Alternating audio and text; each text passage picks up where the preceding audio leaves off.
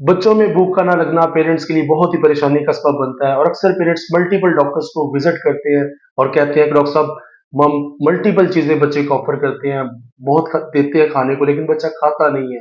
आज की इस वीडियो में हम जानेंगे कि बच्चे की भूख को ना लगने की क्या कॉमन वजूहत होती हैं और मैं आपको 6 टिप्स दूंगा जिससे बच्चे की भूख बेहतर की जा सकती है। मेरा नाम डॉक्टर इफ्राहिम साजिद है। आइए हम वीडियो को स्टार्ट करते हैं। तो नंबर वन रीजन बच्चों के भूख का कम अचानक हो जाना या भूख का कम लगना वो इन्फेक्शन है। कोई भी बच्चे का इन्फेक्शन है, वो सर से लेके पाँव तक कोई भी बॉडी का इन्फेक्शन है, जैसे गला खराब है, छाती खराब है, पेट का इन्फेक्शन है, कोई भी इन्फेक्शन है, तो बच्चे की भूख ऑटोमेटिकली कम हो जाती है। इसके साथ नंबर टू, जब इन्फेक्शन की ट्रीटमेंट में डॉक्टर साहब एंटीबायोटिक्स देते हैं तो अक्सर एंटीबायोटिक्स की वजह से भी बच्चे के भूख कम हो जाती है। तो ये बड़ी कॉमन वजह है बच्चों के भूख का कम होने की। नंबर थ्री, जो मेरी प्रैक्टिस में सबसे कॉमन वजह है बच्चों को भूख का ना लगने की, वो आयरन डेफिशिएंसी है।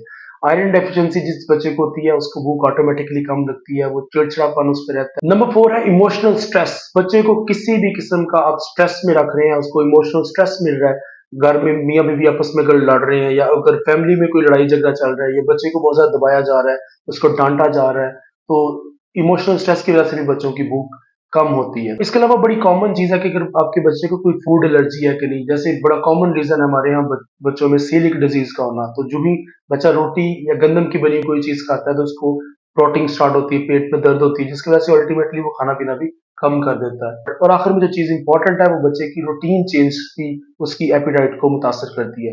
रूटीन चेंज माइनर सी रूटीन चेंज भी हो सकती है। आपका बच्चा स्कूल जाता था, मॉर्निंग में नाश्ता करता था, फिर आके दोपहर को लंच और डिनर, तो अगर वो छुट्टियां आ गई हैं बच्चे की, तो उठने की और बच्चे की सोने की रूटीन डिस्टर्ब है, उसको स्क्रीन टाइम बहुत ज्यादा मिल रहा है, तो that will affect appetite as well. आइए हम आपको इंपॉर्टेंट टिप्स देते हैं जिससे आप बच्चों की भूख को बेहतर कर सकते हैं। तो नंबर वन, जैसे मैं हमेशा कहता हूँ कि आप बच्चे को एक्सक्लूसिव ब्रेस्ट फीड जब 6 मंथ्स के लिए दे रहे हैं तो वीनिंग आपने लाजमी 6 माह पे शुरू करवानी है। इसकी रीजन ये है कि फूड इनटेक एक हैबिट है, आपका खाना पीना उठना बैठना ये हैबिट्स है, और बीइंग पेरेंट्स आपका ये रोल है कि आप ये हैबिट्स अपने बच्चे में कैसे डालते हैं। तो फूड इनटेक या खाना खाना भी एक हैबिट है, तो आपने कोशिश करनी है कि 6 मंथ्स पे बच्चे को ठोस गज़ा शुरू करवाएं और उसको डिले ना करें। अगर आप डिले करेंगे तो बच्चा आपका ऑटोमेटिकली सॉलिड्स की तरफ जाएगा ही नहीं, वो फिर आप परेशान होते रहेंगे 2-3 साल तक, बच्चा खा नहीं रहा, ये मसले चल रहे हैं। नंबर टू, आपने बच्चे की फेवरेट चीज जब भी ग्रोसरी करनी है तो आप बच्चे को साथ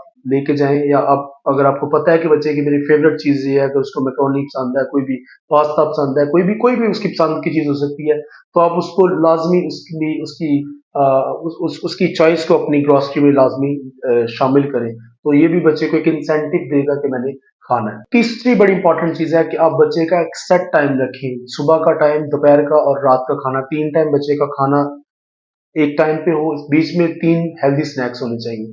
मतलब 3 टाइम खाना, 3 स्नैक्स, ये एक रूटीन होनी चाहिए बच्चे की। और नंबर फोर, आपने बच्चे को अल्टरनेटिव्स नहीं देने। जैसे अक्सर होता है ना कि आपने बड़ी मेहनत करके माँ ने खाना बनाया, रात को डिनर बनाया, तो आप बच्चे को ऑफर करते हैं तो बच्चा रिफ्यूज करता है। आपने ऑल्टरनेटिव में उसने आपसे मांगा जी मुझे शवारमा दे दें या बर्गर दे दें, ऐसी चीज दे दें फास्ट फूड में, तो आप कभी कभार हो गया, मतलब वंस इन अ मंथ आप उसको ये कर सकते हैं, लेकिन आपने कभी भी बच्चे को अल्टरनेटिव्स नहीं देने हेल्थी फूड के।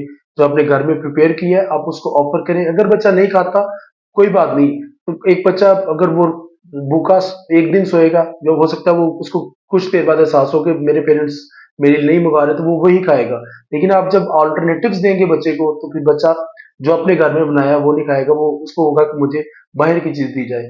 नंबर फाइव, बड़ी इंपॉर्टेंट चीज है कि आप फिजिकल एक्टिविटीज करवाएं। फिजिकल एक्टिविटी का मतलब एज अप्रोप्रिएट उसकी एक्टिविटीज हो। छोटा बच्चा है, जैसे उसको आप वॉक पे जाते हैं तो साथ ले जाए, फुटबॉल खेले, जंपिंग करे बच्चा, और बाकी जितनी भी एक्टिविटीज होती हैं, डांसिंग और खेलना कूदना, जो भी उसके एज के अप्रोप्रिएट है वो करे।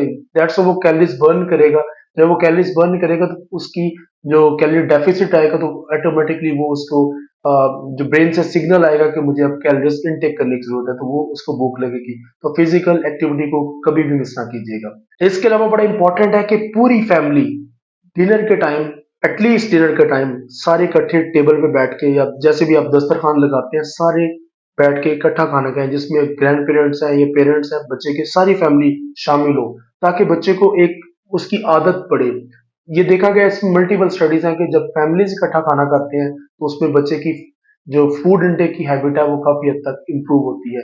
तो आपने इस चीज का ख्याल रखना है। लास्ट बट नॉट लीस्ट, आपने मोबाइल फोन की डिस्ट्रैक्शन को बच्चे से दूर रखना है। जब आप खाना खिला रहे हैं बच्चे को तो सामने स्क्रीन नहीं होनी चाहिए, यानी कि मोबाइल फोन, टैबलेट या टीवी नहीं होना चाहिए, बल्कि उसका फोकस खाने को, वो उसको स्मेल को फील करे, वो उसके टेक्सचर को फील करे और वो उसके टेस्ट को अच्छी तरह से फील करे।